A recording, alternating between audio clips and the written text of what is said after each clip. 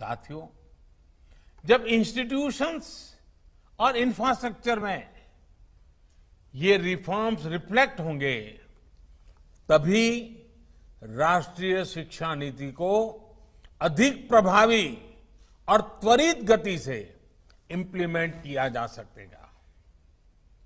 आज समय की मांग है कि इनोवेशन और एडॉप्शन की जो वैल्यूज हम समाज में निर्मित करना चाहते हैं, वो खुद हमारे देश के इंस्टीट्यूशन से शुरू होनी चाहिए, और जिसका नेतृत्व आप सबके पास है।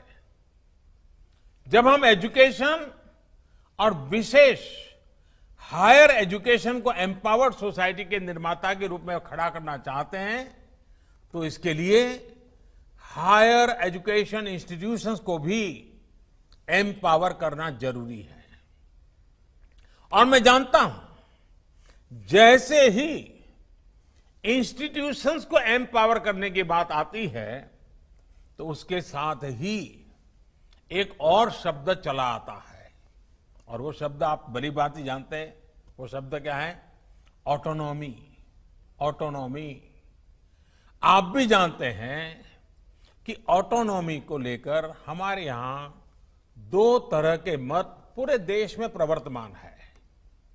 एक कहता है कि सब कुछ सरकारी नियंत्रण से पूरी सख्ती से चलना चाहिए, तो दूसरा कहता है कि सभी संस्थानों को बाय डिफॉल्ट ऑटोनॉमी मिलनी चाहिए।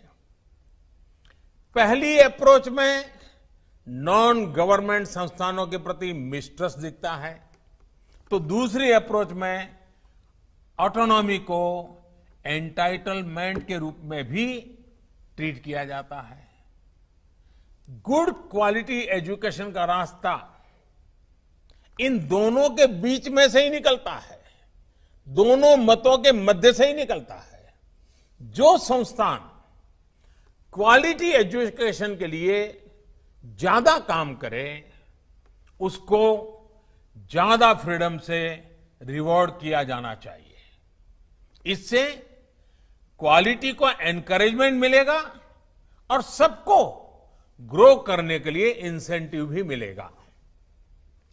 नेशनल एजुकेशन पॉलिसी, राष्ट्रीय शिक्षा नीति आने से पहले हाल के वर्षों में आपने भी देखा है कि कैसे हमारी सरकार ने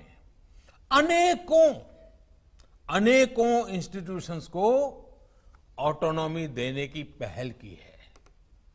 मुझे उम्मीद है राष्ट्रीय शिक्षा नीति का जैसे जैसे विस्तार होगा, शिक्षा संस्थानों को ऑटोनॉमी की प्रक्रिया भी और तेज होगी।